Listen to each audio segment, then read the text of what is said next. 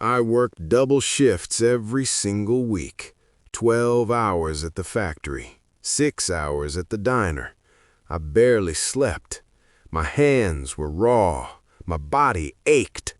All of it, every blister, every late night was for one thing: paying my mother's nursing home. Every month, like clockwork, I sent her $250. I didn't question it. I didn't complain.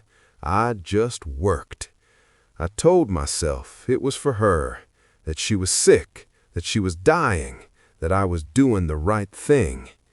But then, the phone rang. A calm, measured voice. "Sir, your mother isn't here." I froze. My heart slammed against my ribs. "What do you mean?" I whispered. She's not here?" "Yes," the voice said. "She hasn't been here for years." I dropped the phone. My hands shook. My mind couldn't catch up. The bills, all the money, every shift I had gritted my teeth through. What had it been for? I ran. I didn't think. I grabbed my coat and sprinted through the streets, past the empty park where I had walked her last summer, past the diner where I'd worked double shifts just yesterday. Everything looked the same, but nothing felt real anymore. And then I saw the envelope waiting on my kitchen table, my name written in neat, unfamiliar handwriting. My hands trembled as I picked it up. Inside, photographs, receipts, letters I'd never seen. And suddenly, the truth hit me like a punch I couldn't breathe through. I wasn't paying for a dying mother. I had been paying for a story someone else had written for me. I slammed the door behind me, my chest heaving. I stared at the envelope again, desperate for answers.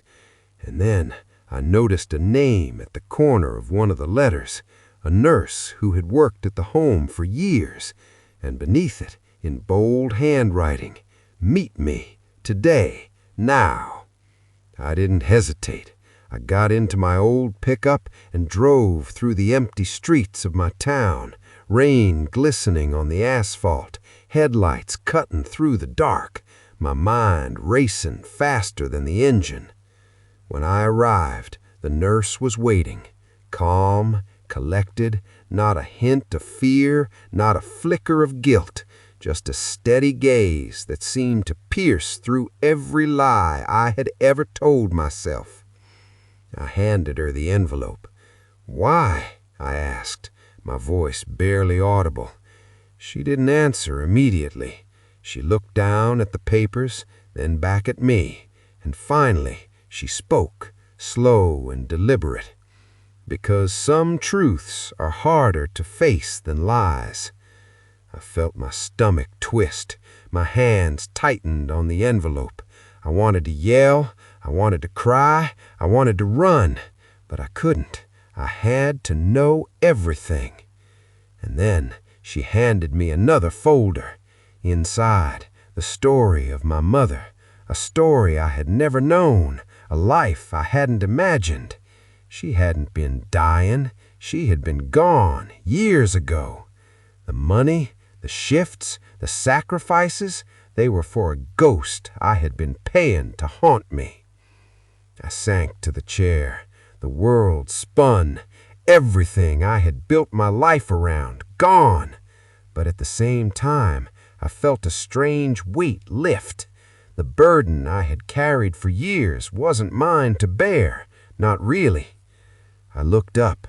The nurse was still standing there, calm, patient, unwavering, and for the first time since I picked up that phone, I felt a spark of clarity.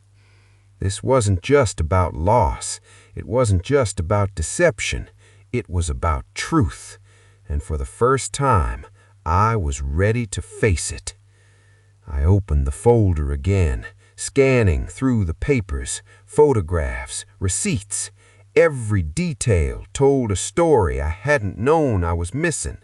Every signature, every note, every date pulled me deeper into a puzzle that had been waiting for me my whole life.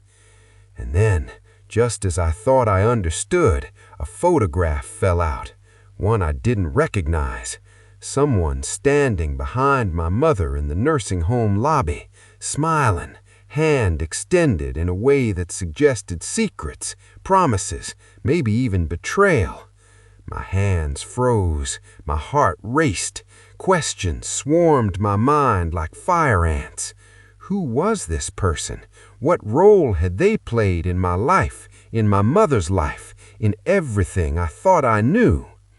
And just like that, everything I had believed, the sacrifices, the pain, the loyalty, was about to be challenged in ways I couldn't yet imagine.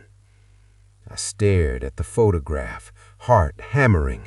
The person behind my mother, smiling, calm, like they owned a secret I wasn't supposed to know. I didn't recognize them, but I knew one thing. This changed everything. I demanded answers. "Who is this?" I asked, my voice tight. My hands trembled as I held the folder. The nurse didn't flinch. "Someone who knew the truth long before you did," she said. "Someone who had to make sure the story stayed hidden until now." Every word felt like a hammer to my chest. My mother gone years ago. The money, the work, the sacrifices, all tangled in a web of lies I didn't even see coming. And now someone else was at the center of it all. Someone watching, waiting, a revelation I didn't see coming. My pulse raced. The puzzle was bigger than I imagined. The night stretched on, silence broken only by the creak of old metal and the distant hum of the city. I felt every decision, every sacrifice, every moment of my life collide in that warehouse. And for the first time, I understood. I was not just chasing the past. I was stepping into a story that could change everything. The figure handed me a key. "Everything you need to know is in there, but be careful. Some doors, once opened, can't be closed." I took it, heart pounding, hands shaking, and as I walked toward the door, I realized this was more than a story about money, loss, or betrayal. It was about me, about truth, about courage, and about finally facing the consequences of choices I thought were mine alone. I stepped out into the night, key in hand, shadows stretching around me, knowing the next chapter would test everything I believed and everything I had ever loved. Because sometimes the hardest truths aren't the ones you see, they're the ones you have to uncover, step by step in the dark. And as the warehouse faded behind me, I felt it, the pull of a story bigger than any lie, deeper than any grief, waiting to be told.